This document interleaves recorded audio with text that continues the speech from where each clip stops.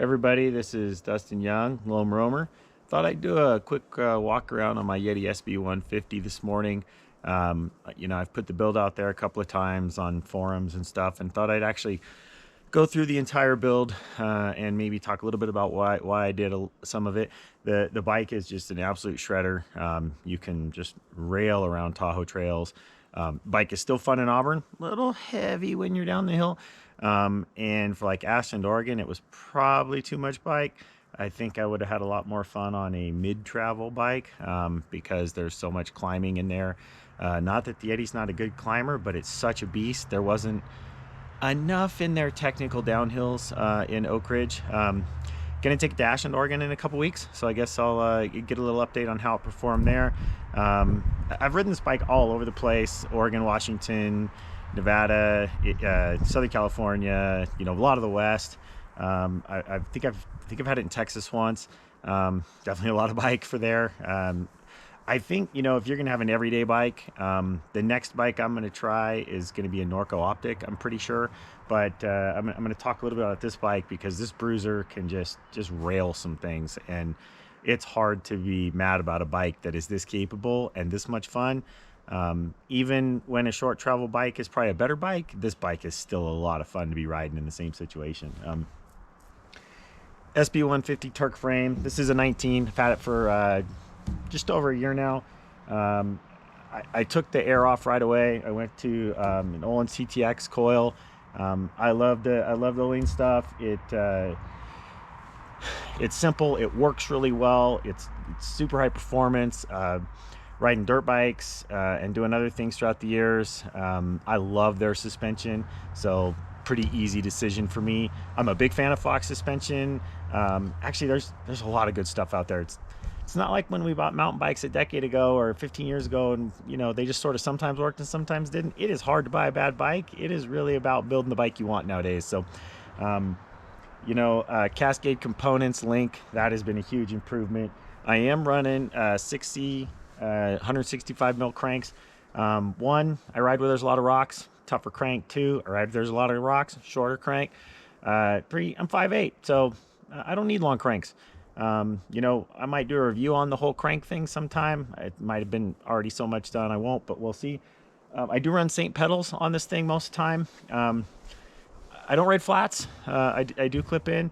And if you're running Saints and you run your Saints with the Ride Concept shoes, oh man, just what a combination that has been over the last year. One of the big things let me get this over here. I am running Axis. I am running an Axis dropper. I at some point will upgrade to the new rear cassette of 52 tooth when I get the time, and I need to. But for now, everything's going pretty good. Also, I run We Are One carbon wheels. I run We Are One carbon wheels on this bike, on my wife's bike, on my gravel bike, on my cross-country race bike. They are awesome wheels. I love the Industry 9 hubs. The race bike has DT Swiss 180s, but this bike, Industry 9. Thing is, you use some Dumont Tech grease, and they are quiet, but massive engagement. And I do love a quiet hub. And to be quiet like a Sprag, but without running the weight of a Sprag is pretty fantastic. I do run a mixed wheel. Actually, on all my bikes except my wife's bike, I think we run unions, just straight up. Actually, we run faction straight up, 27 mil ones. For her, she's pretty little, pretty light. For me, I run up front, I run a convert, so 35 mil inner, and on the back I run a union 30 mil. Everything in 32 hole spoke. They make amazing wheels. On the front, I'm running a Fox 36. I have two Fox 36s built. One is a Vorsprung Smash Pot build that stays like it is, depending on where I'm riding. And then one which is just air. It does have a Vorsprung Lufttop in it. You can see it's white. I'm going to do a review on that. That is off of a Mondraker Super Foxy. I paid $300. Supposedly it had been damaged, and I will tell you that it wasn't, so good for me.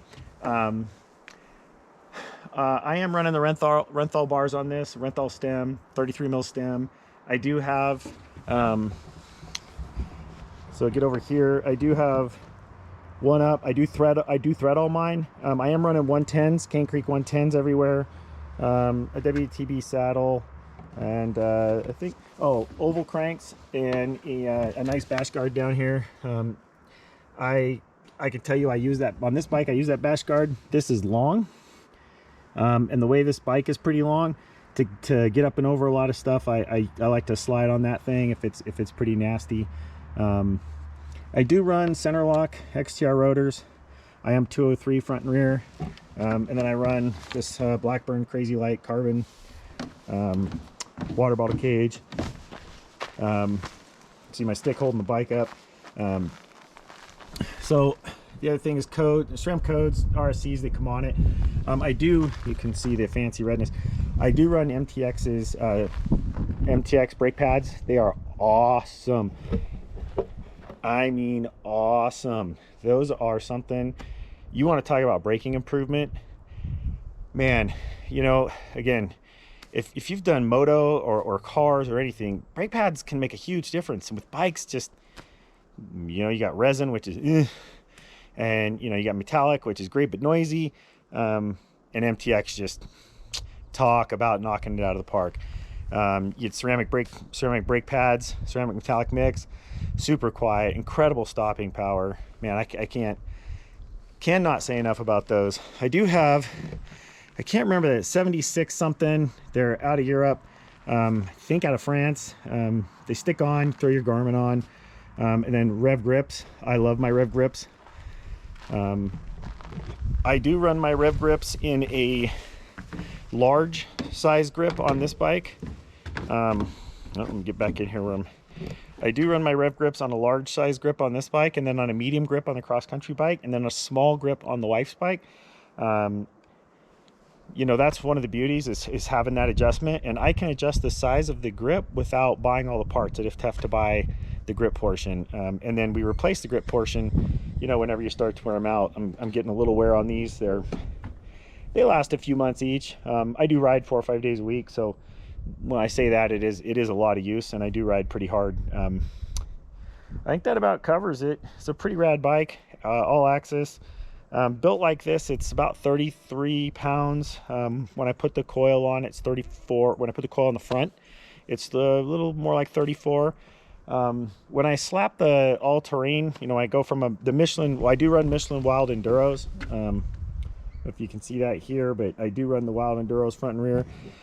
Sometimes I take my other wheel set, which is Michelin Wild AMs, and it's on my much lighter built wheel set for racing the other bike. This bike sits right around 30 pounds, 31 pounds. So wheels and tires in this are heavy, unsprung weight. I'd rather have less unsprung weight, but when you're riding the loose nasty in Tahoe, I'd rather have a lot of traction. So I just suffer the little bit of added weight. The bike performance is pretty amazing anyway, so not something I get too worried about. That's a quick walk around on my Yeti. If you like the channel, Lone Roamer, please go ahead and subscribe. If you like this video, please hit like. And if you have any questions about the bike build or installs, or want a little more in-depth about any component of the bike, let me know.